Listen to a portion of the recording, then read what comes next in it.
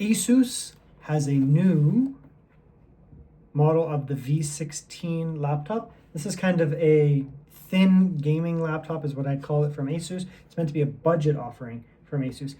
They have added the new or revised Intel chip. This one here comes with the Intel 210H, which is not a full new manufacturing process or anything. It's just a revision. You can get this laptop here with an RTX 4050. I got it with a 3050. I've been using it on and off actually for a few days now. This laptop here is not meant to be some super expensive, super powerful gaming beast. It's meant to be more of a budget offering, I would say. So costs a little bit lower. I don't want to spoil too much of the video, so let's just jump into, I'll give you my opinion of what I think of this laptop. Let's have a look at the website here. The American one here, we'll just look at the site because I think there's a little bit more option there. So we'll scroll down here. You can see here that we do have last year's CPU, or I guess it's almost 2 years old now, the 13th gen stuff, and then we have the basically the same CPUs revised, whatever. So there's a 210H model, which is a 8-core, 12-thread, the mix of efficiency and performance, not as many performance cores. Then there's the Ultra 7 240H, which if you're going to be doing a little bit more computationally intensive stuff, might be a good pick for you. And then there's the 13th gen, which are actually still honestly totally fine. There's a 4050 model with a 6GB VRAM. Then there's the 3050 model, 6GB VRAM, but this is the refresh. This is an Ada Lovelace here. This is Blackwell. Efficiency-wise, the 4050 is significantly more efficient. So being that these are lower wattage offerings, it's probably the better pick. One screen offering, regardless of what you do. Not the best screen, 1200p, 16:10, that's fine. 144 hertz refresh rate, that's great. 300 nits is not very bright, but it's fine for a budget laptop. 45% NTSC is garbage, so whatever. I mean, I prefer if it had 100% sRGB. I don't even think they should make those screens anymore. Various SODIMM options, various storage options. Ports, you don't get any USB 4, Thunderbolt 4, anything like that fast, but they're okay. Again, budget offering. 1080p FHD webcam's pretty good. 63 watt hours, batteries is okay. Again, budget offering, whatever. And relatively light because they're pretty plasticky and not too thick or anything like that. We'll go into the Canadian builder here because this is what I'm used to. Two options for the CPU. I ended up getting the lowest one. The whole point of this video is to showcase the lowest option. I could step it up throughout here, but then it would start to get pretty expensive, honestly. So I went with the 210H, which is, it's okay. $100 more for the increase in CPU. Depending on what you're doing with this, if it's going to be like a very long-term option, you may want to step it up, but again, it's meant to be it's meant to be budget friendly.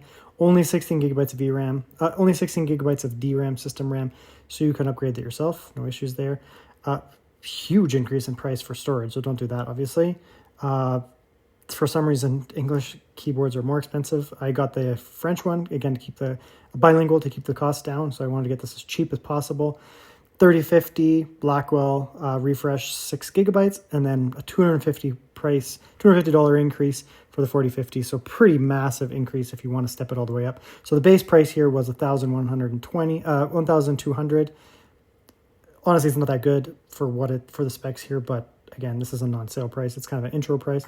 Let's see what it costs if we step this thing up. I mean, there's no point in doing that. That's irrelevant. English there, and then the better GPU. So, I mean, we're looking at almost $1,450 before tax. That's pretty expensive for what it is, honestly. So, I mean, the base model is somewhat compelling, especially if you have things like student discount, professional discounts, whatever. You can get the cost down slightly more, especially if it's on sale. Once you start to get up into the higher offerings here, I mean, it will perform better, especially the 4050. However, then your price is getting up there quite a bit, and you're getting into the price of, even from ASUS, stuff like Strix laptop or something like that, where you're starting to, it doesn't even make sense anymore to buy this. Okay, so here it is, the ASUS V16, the budget offering, really new model here. Plastic lid, plastic bottom, and then inside plastic. So there's going to be a lot of plastic on this laptop, obviously. It's meant to keep costs down. I don't have any issues with plastic. It's depending on the price, obviously. Bezel's not too bad. Small chin, not too bad. No knockout for the camera there, just standard. Does have a kill switch, so that's good. Hinges look pretty good. Not too much wobble overall, relatively firm. The laptop itself is structurally firm. That's good. You're not going to get really too much wobble. Not really gonna get too much wobble on it. The screen is actually put a little bit of pressure on it, but it's fine. Doesn't feel too bad. It feels firm, so it's a harder, firmer plastic. This is a very firm plastic on the bottom. On the top there, it is smooth, but it's still a fairly strong and structurally sound plastic. That's our proprietary power in, HDMI out, good. A USB-A, 5 gigabit per second, that's good. USB-C there, microphone, headphone combo jack. 2 vents out there. Right side, single USB-A, and it's a 5 gigabit as well. So not staggering or anything for the ports, but overall generally fine for a laptop that's meant to be more budget oriented. Okay, getting inside looks like it's going to be fairly easy. I just took out some screws there, small ones in the front, longer ones in the back. Put a little bit of torque on it, a little bit of leverage.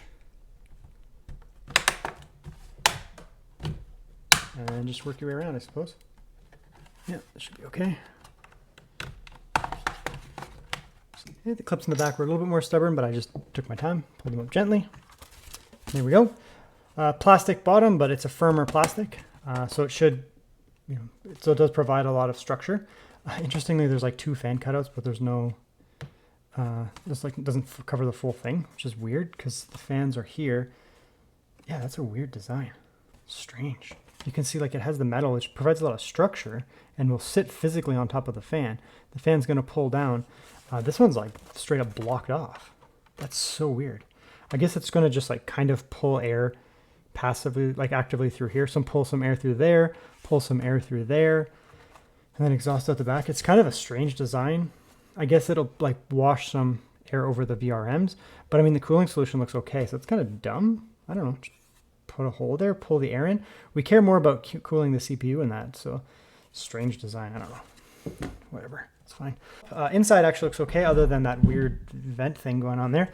Speakers look pretty good, actually. They're the rectangular style. They don't put on those little cheapo ones, so these hopefully sound okay. We'll have to see when we listen to it, but I usually find this style sounds okay. ASUS generally, I would say, has better sound than some of their competitors at each price bracket, so that'll give me some hope there. Wi-Fi is upgradable, very nice. SSD is upgradable, only one, you don't get 2 of them, but it is a full length 2280, so you could put in a large one if need be, very good. And then the RAM is upgradable. It's coming with 1 stick of 16 gigabytes, but it looks like you could put in a second. I actually prefer this method when they have 1 stick of 16 rather than 2 of 8, because 2 of 8, you have to replace both of the sticks. So you have to take both of them out and get rid of them, or find out something to do with them. So I actually have like piles of 2x8, which is super annoying. When manufacturers do this 1 times 16, on DDR5 it's not nearly as much of an issue as DDR4, just so you know. So on a DDR5 based system, this is not really an issue.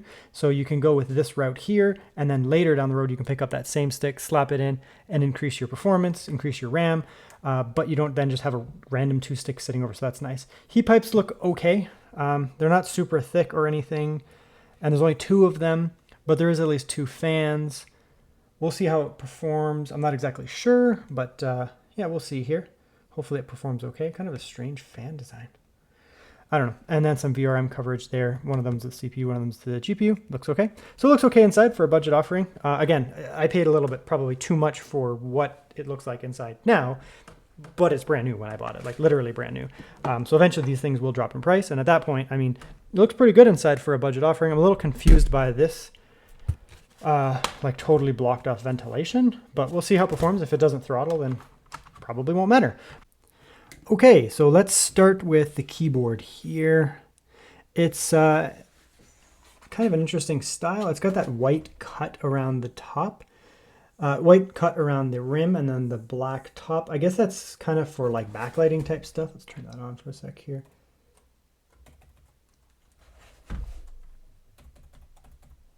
There we go.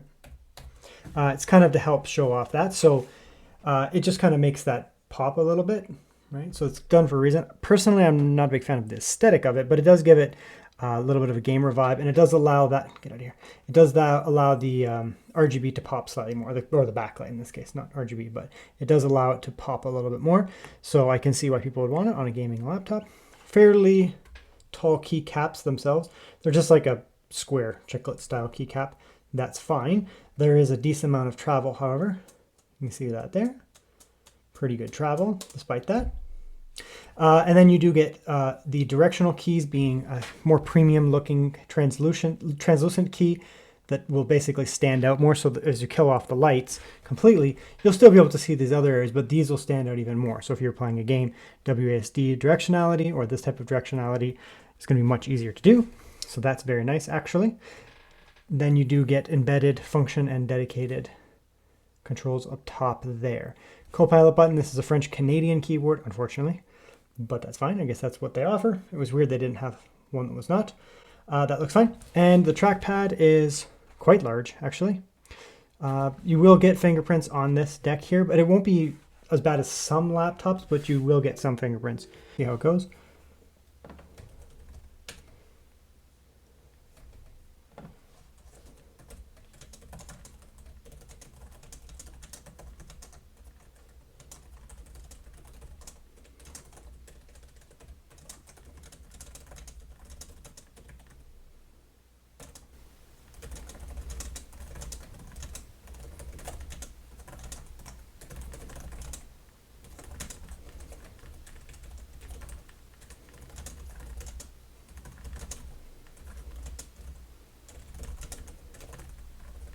Oh, it's fine.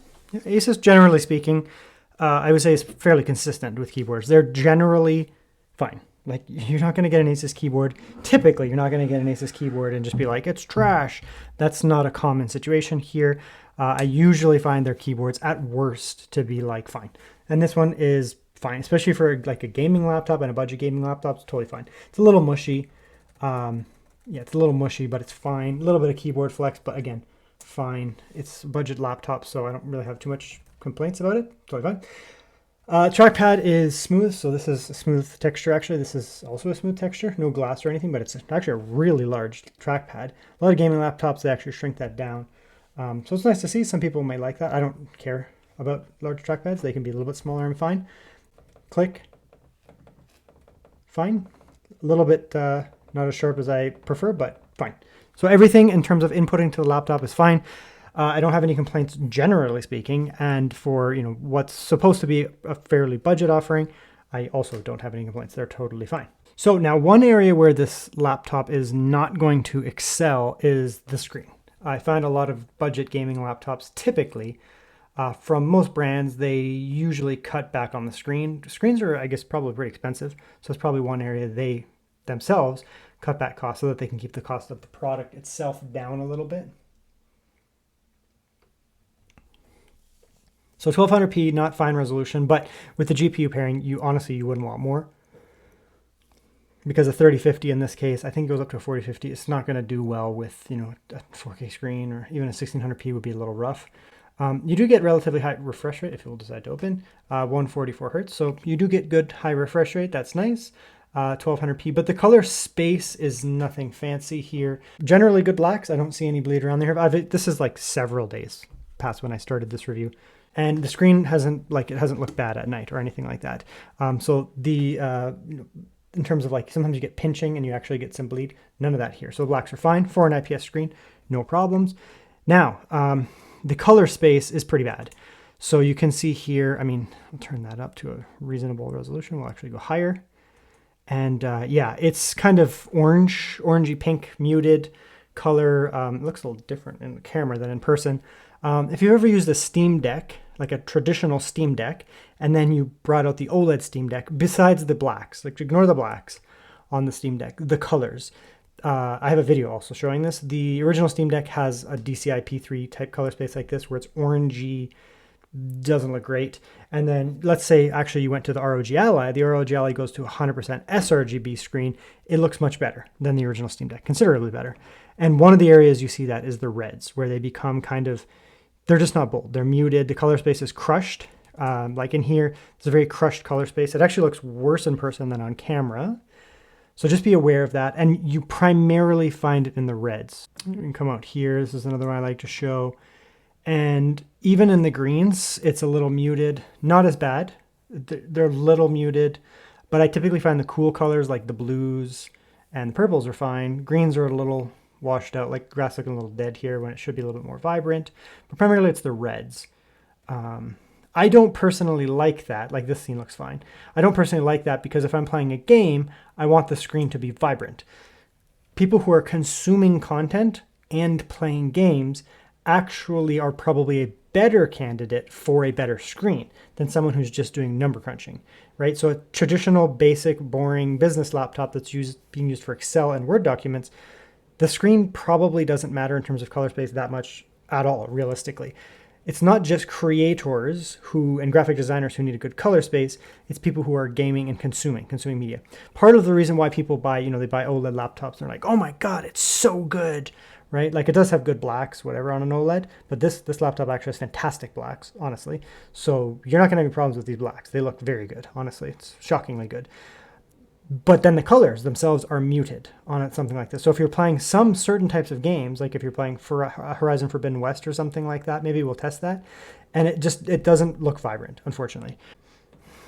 Okay, we'll do an audio test now. I have no clue how they'll be. Typically, I find ASUS laptops actually have quite good audio. So even this budget offering, I kind of have high expectations because typically they have better than average.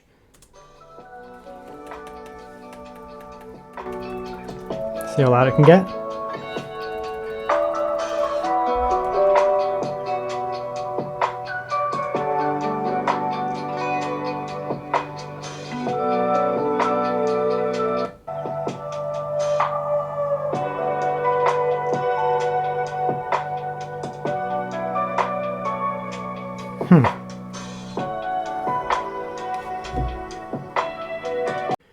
Kind of as expected, the audio is good. It's actually very good, honestly. It's funny because the screen is not that great, but the audio is actually very good. This laptop audio actually would be comparable to some of the higher end, like, creator laptops. I'm not going to say it's not going to be like a G14 from ASUS or G16, or a Lenovo Yoga 9i Pro, or what's another really good gaming laptop? I don't know, whatever. Or a high-end creator laptop like the ASUS ProArt P16. Like, it's not that level. However, it's very good.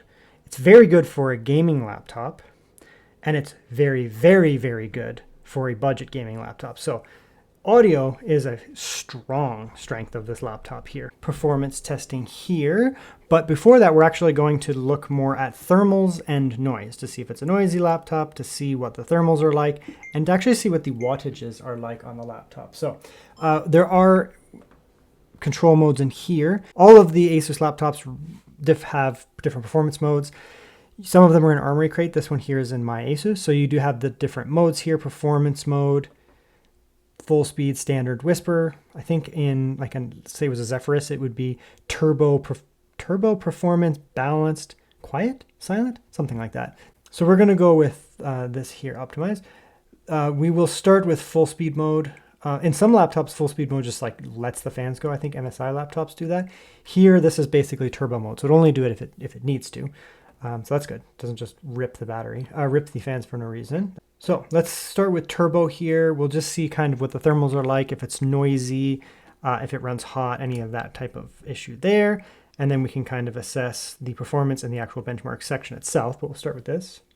Now, this isn't some 10 core, 12 core, 15 core beast. It's an 8 core processor, 12 threads, but it's actually a mix of large and small cores, efficiency and performance cores. So it probably will not be a Cinebench beast, honestly. But that's fine. Its gaming should be okay. It says it is getting pretty hot. The fans are not really going.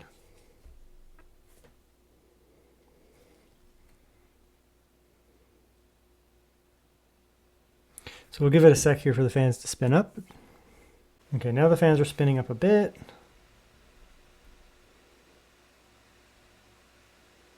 It's certainly not some, processing beast, so I suppose it doesn't need to really cool as much, but it is still dumping a fair number of watts. It did 72 watts immediately, and then it's sustaining 55. So, I mean, again, it's not like some 14900 HX absolute gaming monster inside of a laptop, but it's also not low watt. Like a low watt I consider to be 30 watts. So it is dumping some watts, and they're running relatively quiet. Performance, No change to the wattages, so it actually probably won't make any difference to our noise, like at all. Standard, it's dropping a little bit of the watts. It's getting quieter, so it's more likely to get hotter, so then it's going to throttle down. A little bit of throttling, but it is quieter. It's still going to be about 45 to 50, but it is much quieter. So if you don't need, max performance or something like that, maybe this mode, it is going down to 40. But yeah, so now it is going to start throttling. So it can do it for a while, but it is trying to keep the fans a little lower. So then the clocks and the wattages will drop down. But the performance is probably still decent, I would say. So it is an option for you if you don't need, if you're just, messing about, you're not going to need it. Whisper mode, I suspect, will drop the power a lot.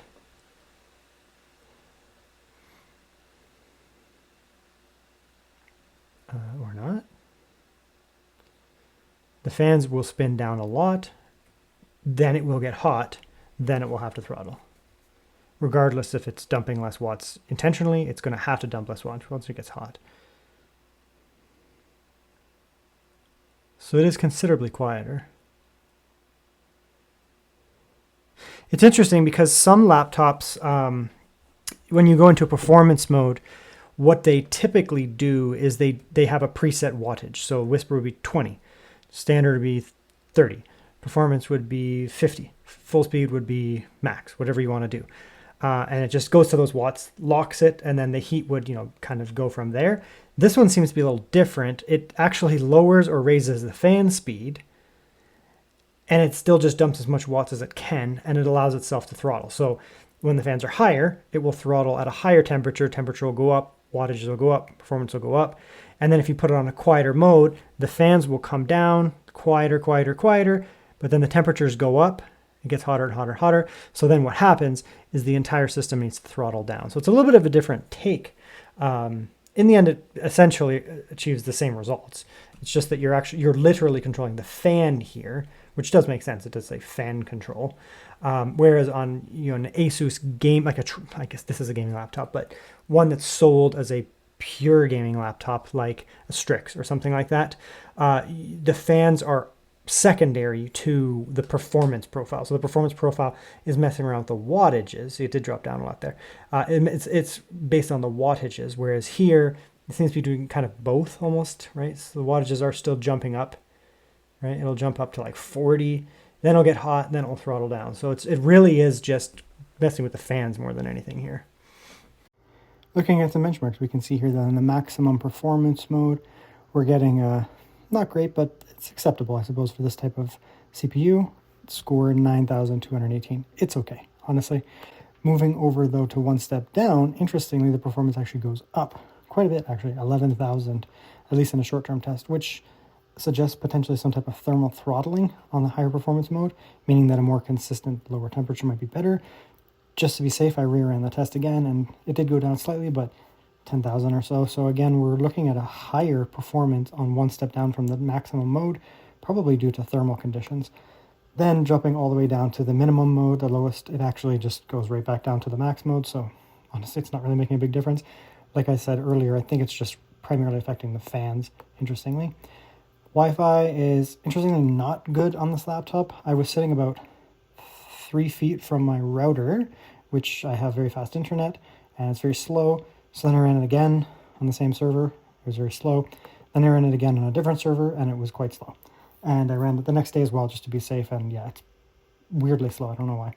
Battery life on this laptop is okay. Not the biggest battery, but also it's not going to be the highest wattage components here. Just hanging out full refresh, 144 hertz. I don't like to mess around with that kind of stuff. Full brightness, just kind of hanging out, messing around in Windows a little bit. We're burning about 10 watts. And that'll give you around 5 hours, maybe 6 at most when you're just kind of hanging out. So not totally terrible. 1080p, 60 YouTube here. Letting it buffer for a while, play for a few minutes here. We're burning not too much more, 11.5 watts. So actually not a big jump. So just kind of mixed use, hanging out, doing word processing, messing around in browsers, watching YouTube, that kind of stuff. You'll actually get probably about 4.5, 5 hours out of the laptop. So it's not too bad, actually. Look at that. Here's a look at the camera. I look like a ghost. Yeah, that's like, it's very white. I'm not a tanned human, but I mean, that's pretty pale. And the white background doesn't help. It's pretty pale, like even with these like orange, this is orange and it's coming out like yellow. Anyways, it's not a dark room by any means. I have a light here, light here, light here, that light. So it's not really gonna struggle for brightness, but it is definitely really lightening up the image there and kind of washing it out. It's interesting. It's just desaturating it like crazy. The polling rate looks pretty good. I mean, it looks fine for the polling rate. It's fine. Honestly, no problems with it. Budget gaming laptop. It doesn't have the best saturation and that, but in terms of the polling rate and how the camera looks, it's fine. Honestly, it's fine. Okay, let's do a bit of game testing now. Since it's a gaming laptop, we're going to do some Final Fantasy Rebirth, which is actually very hard to run. So the stutter is, there's going to be like pop in and stutter, but it's just something I like to test right now because it also does hit the CPU a little bit too. So that's fine. So we can see here that the GPU in this title is using 44 watts under this mode. CPU is not pulling very much. This is a very GPU heavy game, so we're going to use this. We'll also test the CPU heavy game later, maybe Baldur's Gate or something, so we can kind of get a split, see how much raw power it can give. And we are, let's see what mode we're on here. So we're on standard actually. So in standard mode, let's turn it down. We're going to hit 45 watts and 15 in this GPU heavy game. Relatively quiet, 45 for a gaming laptop. Fans not annoying at all on this laptop. Unlike the G16 and the G14 that have like a shark tooth whiny fan, these fans are actually quite pleasant. Is that the right way to say it? Okay, so we're going to kick up a mode here. Performance mode. A little bit of a jump on the GPU. CPU not much. Some more frames. 3050 is a slightly more demanding, power demanding generation. So the 3000 series NVIDIA was more power demanding than the 4000 series. So that, like the 4050, for example, versus the 3050. The 3050 really does need more watts to be effective. So you can see there that there was a jump with that wattage increase. Let's go up here. We'll go full speed mode. Absolutely no difference whatsoever. Kind of like the Cinebench. Full speed seems to be identical to performance. Okay, so we'll just test like that because it's not going to make any form of difference. So we're at 1080p. That's not going to make a difference, but whatever. VSync, sure. We're on a medium preset here, 100% or 50% scaling. We can play with that a little bit. Background model, probably medium. Ocean, irrelevant. Our character can be high, effects high. Texture medium, shadows low. That makes a huge difference. Fog low. So we're going to do a mix here. This is how I play the game myself personally. So we're going to go with that kind of mix there. I want it to allow itself to scale here a little bit because we'll need it, to be honest. Okay. So you're going to get about 50 FPS in this title here with about 53 wattages. There will be pop-in when we go to certain areas where it'll hitch. That is not really the system, the GPU or the CPU. It's the game engine. And if we don't see that, it might be, yeah, that's fine. Don't worry about that. That's just the game. You'll see if we go back to that area, it won't do that again. I'm testing in this area because it is brutal. So you're going to be just shy of 60 in this game. It's still going to be very playable. This is a extremely hard area to run in this game, and this game just destroys GPUs. It's one of the reasons I'm testing it. It's one of the harder to run games right now, and I consider this to be running quite well. The GPU is only running at 71. It's not really that bad. CPU is actually doesn't say. Okay, now I'm back with the CPU temperature. I forgot to put it on. 74, so it's fine. So the cooling is up to the task with this game. A little bit more GPU intensive. It's okay. Very good. Let's go to another save, somewhere that's much easier to run. Okay, here's an earlier area of the game, and you can see that massive increase in performance. We will still get some hitching when we first pop in. Again, like I said, it's the game engine. You'll see that there. But it just runs way better here. There's just not a bazillion NPCs running around on the screen. Right? So you do get a big jump there. Let's come up here. We'll get into a battle. Again, we will see some hitching here and there. It's more of an engine thing than anything. I should probably be using a controller, but it's fine.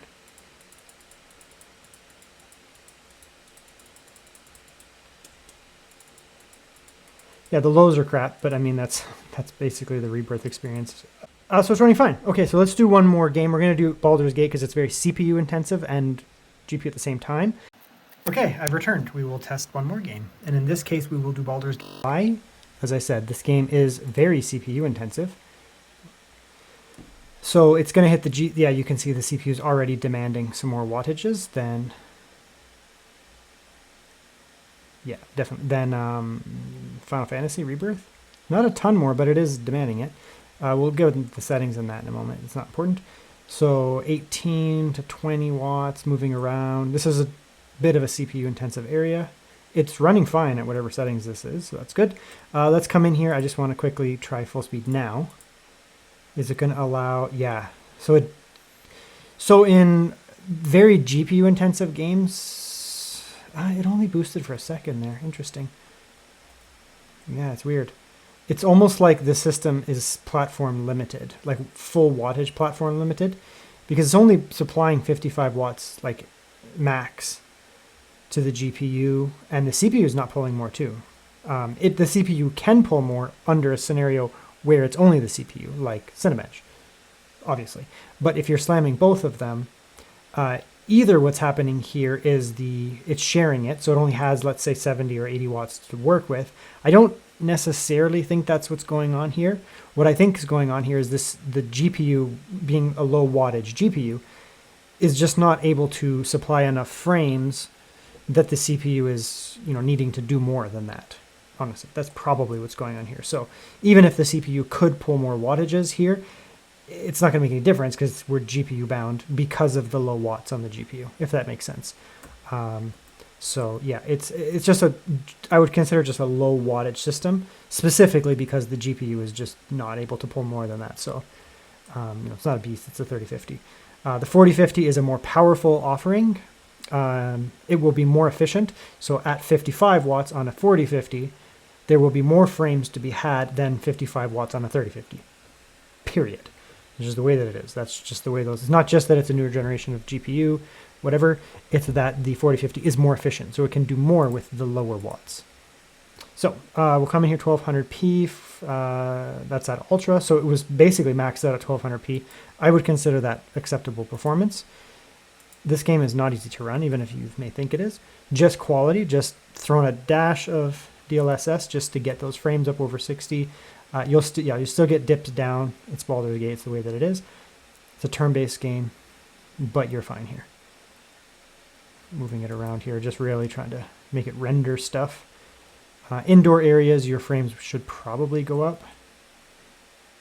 Yep.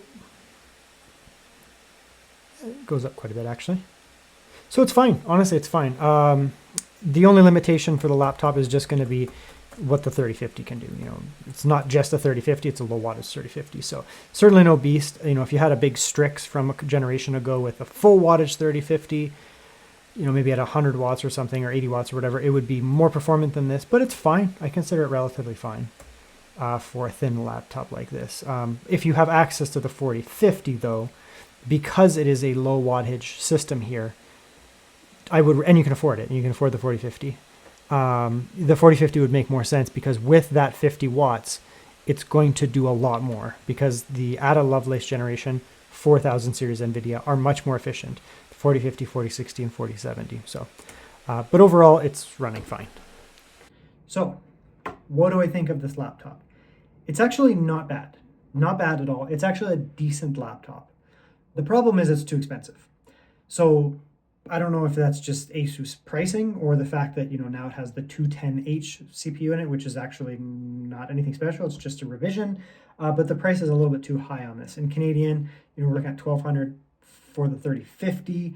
The 4050, I don't even think you get it, but you'd add more to that. It's too much money. It's too much money because nowadays we're seeing clearance on last gen, whatever brand, ASUS, for example, Lenovo, Gigabyte, whatever. You're seeing clearance on some of these laptops, like yesterday, I think it was, I spent the same amount of money and bought an HP Omen that had a 13900HX and a 4070, I think it's coming, and an OLED screen. So, I mean, yeah, we're getting to the point now where, yeah, if you want a brand new model, sure, you could get something like this, but I think the price is just too much because we're seeing now the price of laptops going down. Next generation stuff that's coming out now, like for 2025, is very expensive. So, I mean, compared to those, this is quite cheap. I mean, look, just wait. You're seeing the laptops starting to come out now.